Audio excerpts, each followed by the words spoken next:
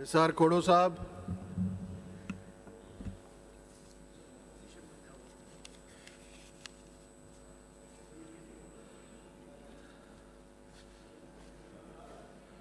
निसार अहमद खोड़ो साहब। निसार अहमद खोड़ो साहब, सर आपकी स्पीच।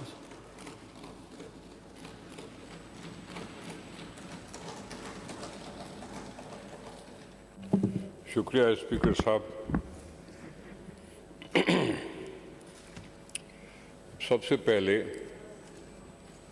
तो मैं ऐवान को मुबारकबाद देना चाहता हूं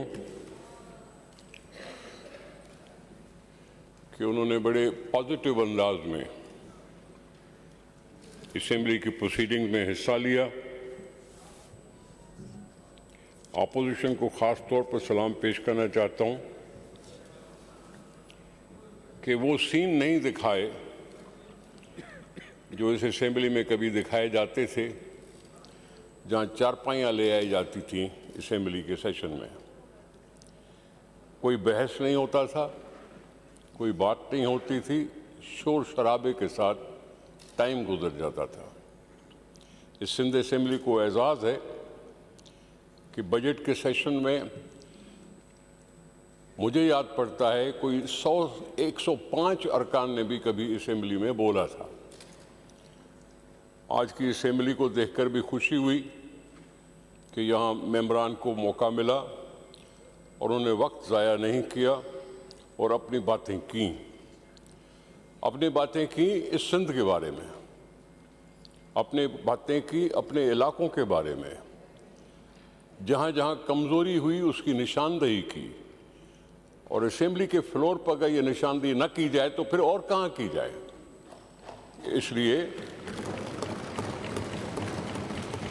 असेंबली ही वो फ्लोर है, असेंबली ही फ्लोर है जिसमें बजट सेशन पे, बजट डिस्कशन पर you can talk about the world, और बजट सेशन इससे होता है।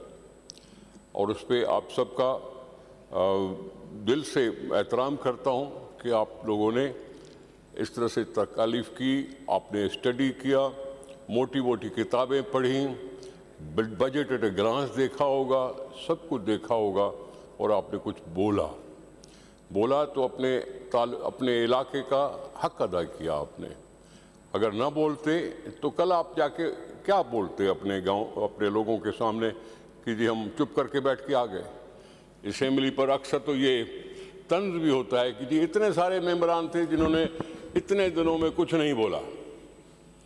तो इस रवायत को भी आपने तोड़ा और यहाँ आपने सैर हासिल बहस की, और सैर हासिल बहस की बजट पर।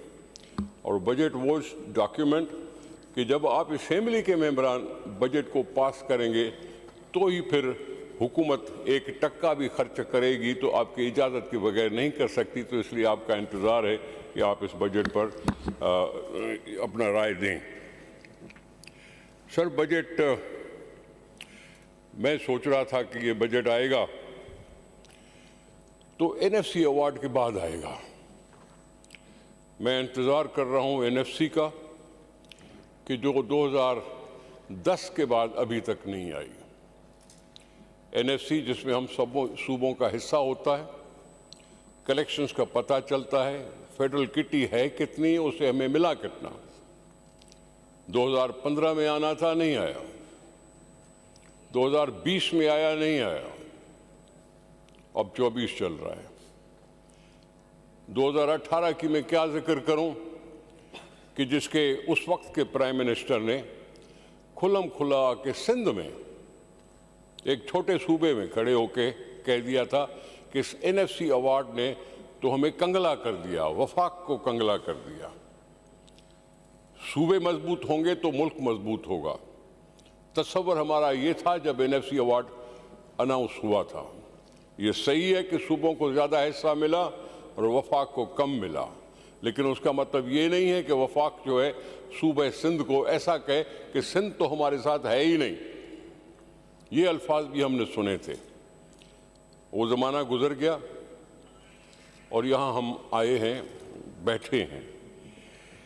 सिर्फ मुझे एक बात पे थोड़ा सा एतराज़ है कि सिंध ने सफ़र किया पिछले साल 10 महीने निगरान हुकूमत हुई। निगरान हुकूमत के ज़माने में सेंसस का बहाना था, जो कुछ भी था, लेकिन इलेक्शन शेड्यूल अनाउंस नहीं हुआ था। सेंसस के दौरान हमारे ऊपर तरक्याती फंड इस्तेमाल करने की मना की गई। यहां कहा गया फ्रीज हो गए अकाउंट्स, जो अप्रूव्ड स्कीम्स थी उन पर भी काम होना बंद हो गया, और ये 10 महीने हुआ। उनको ये एहसास नहीं था कि सिंध ने सैलाब में बहुत कुछ नुकसान उठाया है। 2022 का सैलाब हम सबके सामने और दुनिया के सामने है कि जी 22 में कितना नुकसान हुआ सिंध का, लेकिन उनको ये ख्याल नहीं आया और हमारे तरक्याती काम, अप्रूव्ड तरक्याती काम ख़त्म कर दिए गए, बंद कर दिए। हम इलेक्शन कमीशन को जाके मिले, हमने उस वक्त के प्राइम मिनिस्टर साहब को कहा, हमने उस वक्त के चीफ मिनिस्टर साहब को कहा, लेकिन टस से मस नहीं हुई हुकूमत, और इस तरह से हमारे 10 महीने ज़ाया हुए। और ये 10 महीने सिंध के लिए बहुत अहमियत रखते हैं।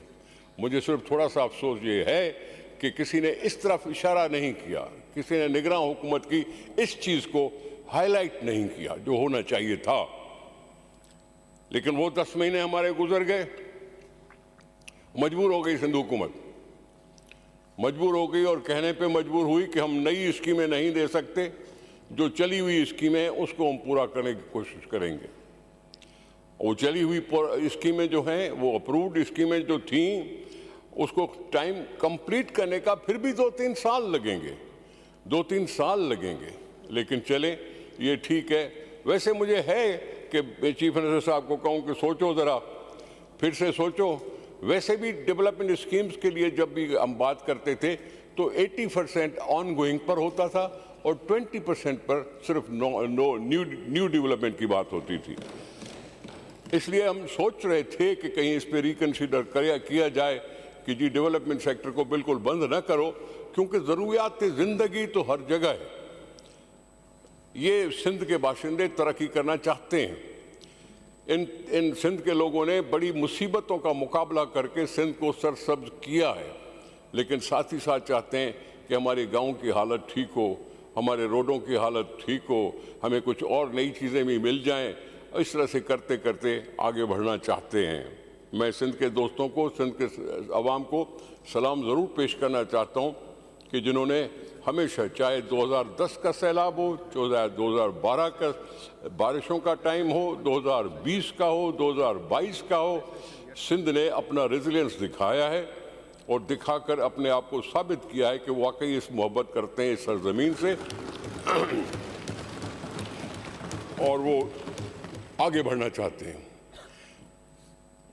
यहाँ किताबें अगर देखते हैं, बजट एट ए ग्लांस की बात देखते हैं, तो ये ठीक है कि पिछले साल के मुकाबले में फेडरल ट्रांसफर्स कुछ बढ़े, लेकिन अगर एनएफसी नहीं है अनाउंस, तो मुझे क्या पता कि एनएफसी अगर अनाउंस हो जाता तो क्या मुझे ज़्यादा मिलता या कम मिलता। और कोई भी मुल्क जब यहाँ कॉन्स्टिट्यूशनल पोजीशन है कि हर 5 साल के बाद एनएफसी आना चाहिए, तो फिर मैं भी एक्सपेक्ट कर रहा था कि इस तरफ तवज्जो दी जाएगी। न निगरान हुकूमत ने कोई कमीशन बनाया, न नई हुकूमत ने कोई कमीशन बनाया, और बस ये अनाउंस कर दिए गए जो कर दिए। हाँ, ये हकीकत है कि 900 अरब रुपए की डेवलपमेंट की रखा गया है उसकी मद में। मुझे जहाँ तक याद पड़ता है सर, 1996 का था जब पीपल्स पार्टी की हुकूमत थी, मैं पीएनडी में था। उस वक्त डेवलपमेंट था 15 अरब रुपए का, अब है 900 अरब रुपए का। जब इस तरह की सूरत हाल आती है, भले डीवैल्यू हुआ पैसा, लेकिन तवक्कुआत बढ़ जाती हैं, हर एक की तवक्कुआत बढ़ जाती हैं कि अब इतना कुछ है तो इतना कुछ होगा। इसलिए यहाँ जो भी दोस्त बैठे हुए जिन्होंने भी कुछ कहा है, इस 900 अरब को सोच कर ही याद कहिए 900 अरब में कितना होगा। ये जो बात कर रहे थे वो एक्चुअली मैनेजमेंट की बात कर रहे थे। मुख्तलिफ इलाकों में महकमा जाती जाँफशानी का तज़किरा कर रहे थे कि जी ये छोटी छोटी चीज़ें हैं जो भी रह जाती हैं तो चलती नहीं है, बना तैयार नहीं करते, कोई ना कोई उस पर तवज्जो नहीं देता, और हम फिर साल गुजर जाता है, फिर दूसरी बातें करते हैं, फिर दूसरी बातें करते हैं। मैनेजमेंट डिपार्टमेंट कैपेसिटी बढ़ाने की मैं समझता हूँ अशद ज़रूरत है। एडमिनिस्ट्रेटिवली ये चीज़ें अगर कम हैं तो उसको ज़्यादा तवज्जो देनी चाहिए कि हम छोटे छोटे मसाइल तो कर सकते हैं। छोटे छोटे मसाइलों के लिए सूबाई हुकूमत है, local body government, local government भी है। इन सारी चीज़ों को नज़र में रख के छोटी मोटी चीज़ें कर सकते हैं। लेकिन अफसोस लोकल बॉडी में यूनियन काउंसिल्स हैं। यूनियन काउंसिल को हर महीने की फंडिंग होती है। यूनियन काउंसिल फंडिंग के बाद जब उनसे कोई हिसाब किताब मांगता है कि भाई क्या किया तुमने, बोला सी सारे पैसे तो चले गए तनख्वाह में, बाकी तो कुछ बचा नहीं डेवलपमेंट के लिए। जबकि ओजीटी शेयर अगर यूनियन काउंसिल को दिया जाता था तो उसका मकसद यही था कि छोटी मोटी वहाँ की तरक्याती स्कीमें चलती रहें। कहीं कलवर्ट बन गया, कहीं नाली बन गई, कहीं पेवर ब्लॉक लगा, कोई कुछ हुआ। इस तरह की बात लोकल बॉडी सिस्टम में कमज़ोरी है। लोकल बॉडी सिस्टम को ज़रा थोड़ा सा फिर से देख लेना चाहिए। बड़ी अच्छी बात है कि जी ओजीटी शेयर बढ़ रहा है, ओजीटी शेयर बढ़ रहा है, ठीक है बढ़ रहा है, लेकिन ओजीटी शेयर जो बाकी बढ़ाया जा रहा है या तो फिर उसको बाकायदा हाईलाइट करो कि इन 5 लाख में या 6 लाख जो आपको एक्स्ट्रा मिल रहे हैं उसमें ये चीज़ें करनी है। क्योंकि लोगों को पता है कि यूनियन काउंसिल को 5-6 लाख रुपए हर महीने के मिलते हैं, अब 10-12 लाख रुपए मिलेंगे, किधर जा रहे हैं। ये बात ज़रूर होगी, आज नहीं तो कल होगी। यहाँ ओवर स्टाफिंग है, लोकल बॉडीज में एम्प्लॉइज इस तरह से हैं आउट ऑफ डिस्ट्रिक्ट भी आ जाते हैं। ज्वाइनिंग मिल गई, जब भी मिल गई और उसके बाद वहाँ बैठे। लेकिन पहले टीचर्स के लिए कहा था कि गोस्ट टीचर्स होते हैं, अब कहा जा रहा है कि जी गोस्ट लोकल बॉडीज़ के एम्प्लॉइज़ हैं, क्योंकि वो आते नहीं है ड्यूटी पर और तनख्वाह लेते हैं। तनख्वाह का इल्ज़ाम कभी चेयरमैन पे लग जाता है, कभी उन पर लग जाता है। इस चीज़ को स्ट्रीमलाइन करने की ज़रूरत है। या तो फिर हुकूमत अपने ऊपर ले ले, तनख्वाहें तो वैसे ही दे रहे हैं, वो उनके अपने ऊपर ले ले, राइट साइजिंग कर ले, देख ले कि कौन से जायज़ हैं कौन से जायज़ नहीं है। लेकिन वहाँ लोकल डेवलपमेंट होनी ज़रूर चाहिए। बड़े बड़े रोड हमने बना लिए हैं, बहुत बड़ी अच्छी बात है। सिंध वो नहीं रहा जो पहले 15 साल पहले था या 20 साल पहले था। यहाँ आर्टरीज जो भी हैं शानदार हो गई हैं। पहले हिचकोले आते थे, पहले धक्के लगते थे, अब नहीं है, स्मूथ सेलिंग है अपनी जगह पे, वो ठीक है। लेकिन मेरा गांव इंतज़ार कर रहा है। ये मेरे भाई अगर पानी का इंतज़ार कर रहे हैं तो फिर गांव वाले भी कह रहे हैं कि मेरे पब्लिक वाटर सप्लाई स्कीम क्यों बंद है। सैकड़ों वाटर सप्लाई स्कीमें जो नॉन फंक्शनल है। अब तो चेयरमैन बिलावल भुट्टो साहब कहते हैं कि मेरा टारगेट है कि सबको मुयस्सर मिले पानी मीठा पीने को, जिसके लिए वही वाटर सप्लाई स्कीमें ही काम आएंगी। लेकिन जो चल रही थी, जो बंद हो गई हैं, उनको देखभाल करने की बहुत ज़रूरत है। इसकी वजह से ही गांव कुछ और ज़्यादा कुछ हासिल कर सकेगा, गांव की शिकायतें कुछ कम होंगी। मेरा मकसद तो ये होगा कि बड़ी बड़ी स्कीमें आपने बना ली। कराची को मुबारक हो, बड़े बड़े प्रोजेक्ट्स, कराची को मुबारक हो, अंडर पासेस, ओवर पासेस, फलां और बड़ा 6-6 लेन्स की रोड सब मरू। लेकिन मेरे गांव में कुछ नहीं है। मेरे गांव तकाजा कर रहे हैं कि हमें फार्म टू मार्केट रोड की तरफ तवज्जो दी जाए। माँ तकाजा कर रहे हैं कि मेरे गांव में पेवर ब्लॉक लगे, मेरे गांव में कोई नाली बने, मेरे गांव को पानी मिले। ये पानी इनकी ज़रूरत है, उस तरफ तवज्जो देने की ज़रूरत है जो मैं आपसे अर्ज़ कर रहा हूँ। दूसरी बात, लोग मरते हैं अपना गुज़र करने के लिए, गुजारा करने के लिए पानी चाहिए। पानी चाहिए जो एग्रीकल्चर के लिहाज से चाहिए। 2022 में सैलाब आया, बारिशें हुई, तबाहियाँ हुई, लेकिन अभी वो रेस्टोरेशन नहीं हुई। वो ड्रेन्स वैसी की वैसी हैं, भरी हुई हैं। अब ये सरदार खान कल बैठ के खड़ा कहता है कि जी मैंने ड्रेन को अपने पैसों से ठीक कराया, ड्रेजर मंगाए हैं, डंपर मंगाए हैं, फोटो दिखा रहा था, वीडियो दिखा रहा था। अब अगर हम खुद से कुछ करना शुरू करते हैं तो फिर तकाजा तो हुकूमत से ही होता है कि जी वो ड्रेन्स पर क्यों तवज्जो नहीं दे रही। ये जब सवाल उठता है कि कल को जी सैलाब आएगा, कल को बारिशें आएंगी, तो क्या आप उसके लिए कोई तैयारी की हुई है? तैयारी किससे करेंगे? ड्रेन से। पानी आएगा ड्रेन से जाएगा, तो आरबीओडी में जाए, मंशर में जाए, समंदर में जाए, जिधर भी जाए। लेकिन अगर आप पानी के निकलने का रास्ता ही नहीं बनाएंगे तो फिर जाएगा किधर पानी? इसलिए मेरी समझ के मुताबिक तो ये ड्रेन्स बहुत ज़रूरी हैं। डिस्ट्रीब्यूटरीज, इरिगेशन की डिस्ट्रीब्यूटरीज, उसकी डीसिल्टिंग ये वॉर फुटिंग पे होनी चाहिए। वॉर फुटिंग पे होनी चाहिए कि डीसिल्टिंग ठीक हो, इरिगेशन का सिस्टम ठीक हो। हम फख्र करते हैं सखर बराज की इरिगेशन सिस्टम पर। आज हम डिजास्टर का इंतजार कर रहे हैं।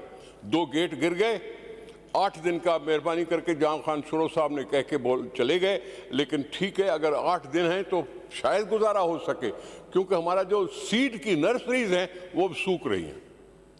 हर एक के पास ट्यूबवेल नहीं है, और ट्यूबवेल होगा तो उसके ऊपर इंजन लगेगी तो डीजल लगेगा। ये करके जाके बीज को पानी मुयसर तभी हो सकेगा जब आपके पास ये हथियार मुयसर हो। अभी नहीं है हमारे पास। ये राइस एरिया की जो बात कर रहे हैं हम, राइट बैंक की बात कर रहे हैं, राइट बैंक के टूटने की बात कर रहे हैं, ये सब वहाँ सूरत हाल ऐसी हो गई है कि अब वहाँ बीज जल रहा है। इसलिए बहुत ज़रूरी है कि जी सखर बराज फिर से फंक्शनल हो सके। साथ ही साथ डीसिल्टिंग का अभी भी टाइम है। चलो पानी निकल गया है, पानी में भी थोड़ी बहुत खुदाई हो सकती है, भल सफाई हो सकती है, ड्रेन्स में भी पानी आ गया है, लेकिन अभी जब पानी रुक गया हुआ है तो फिर मौका है तो हम उसको तवज्जो दें। और इरिगेशन, लोग सिर्फ ये चाहते हैं मुझे पानी मिले, मैं ज़िंदगी संवार लूँगा, अपनी धरती को सरसब्ज कर सकता हूँ, वो कर लेंगे।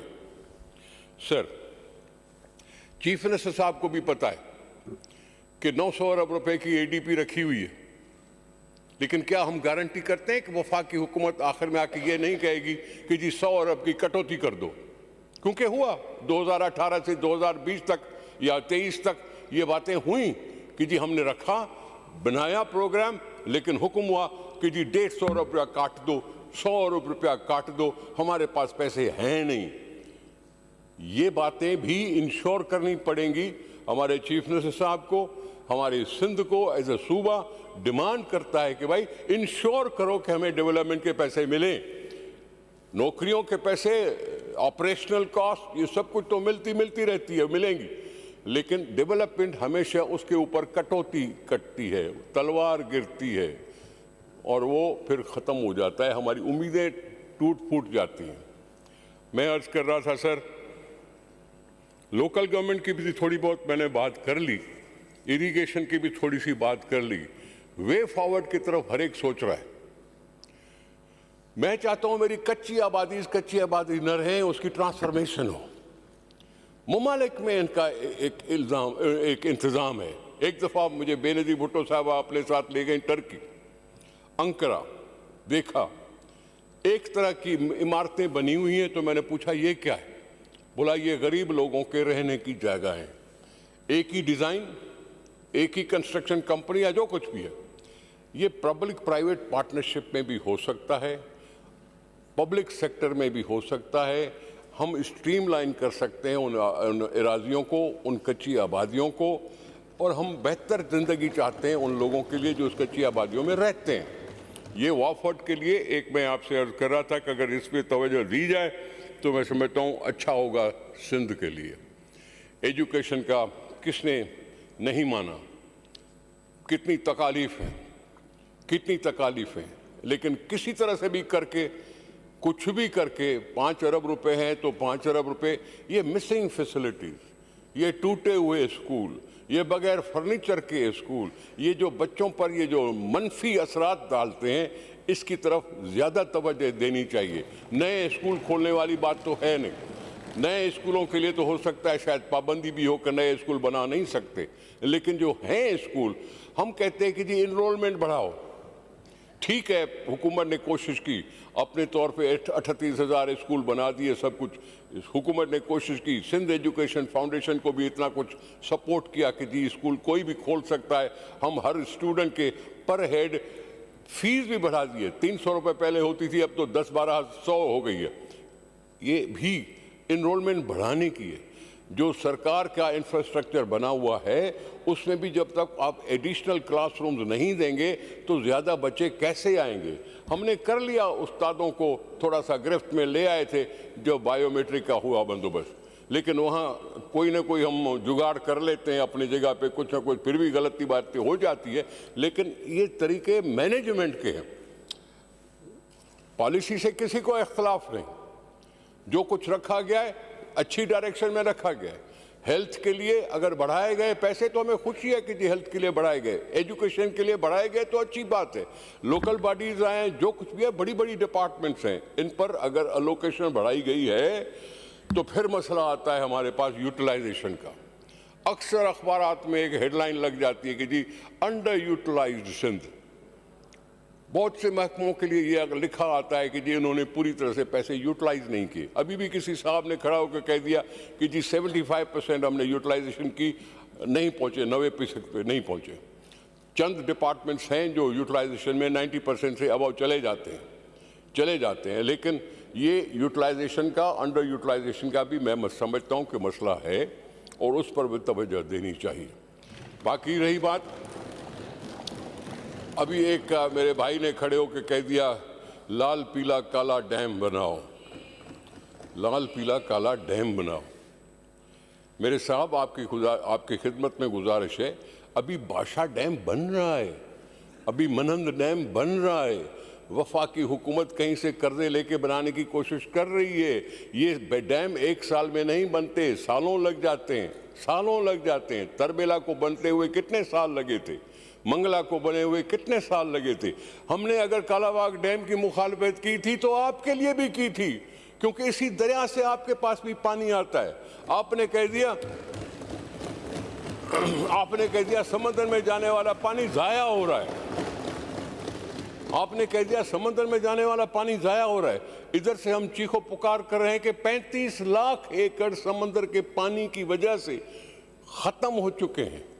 समंदर इधर आ रहा है, पानी खारा है, जमीनें तबाह हो रही हैं। तो आप मेहरबानी फरमाएं को थोड़ी रिकॉर्ड की दुरुस्त की जरूर रखें अपने जहन में कि डैम होगा, बादशाह डैम बने, भले आप कंट्रोल करो, भले सब कुछ करो, लेकिन ये जो कुछ भी दरिया सिंध पे हमला हो रहा है उसकी तरफ आप ये तवज्जो इस तरह से न करें कि काले को नाम दे दो सब्ज या पीला। नहीं, ये मसला नहीं है।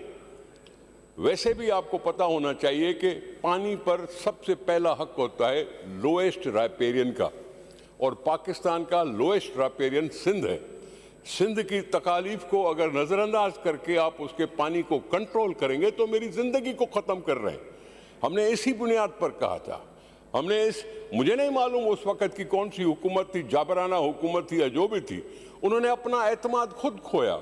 उन्होंने चलते चलते कह दिया कि जी हम 2 किनाल बना लेंगे, एक लेफ्ट बैंक में बनाएंगे, एक राइट बैंक में बनाएंगे और सिंध के पानी को कंट्रोल करेंगे। हमने मुखालफत कर दी। आप हमारे साथ थे उस मुखालफत में। इसलिए ये चीज़ें ख़त्म हो गई हैं, सो ख़त्म हो गई हैं, दफन हो चुका है कालाबाग, तो दफन करने दो। सिंध असेंबली की आवाज़ में अहमियत होती है। पाकिस्तान बनाने की बात करते हैं तो आवाज़ में क्या अहमियत नहीं होगी। रही बात कि मैंने आगे बढ़ना है, सिंध का सजन कहलाना है। सिंध के सजन के लिए तालीम हुआ, सेहत हुआ, गरीब लोगों की ज़िंदगी। आओ बजाओ तालियां और बजाओ डेस्क। जिस तरह से बिलावल साहब ने ये कारनामा कर दिखाया कि उसने जी 22 लाख घर बनाने हैं। अब घर बनाने वाली बात पे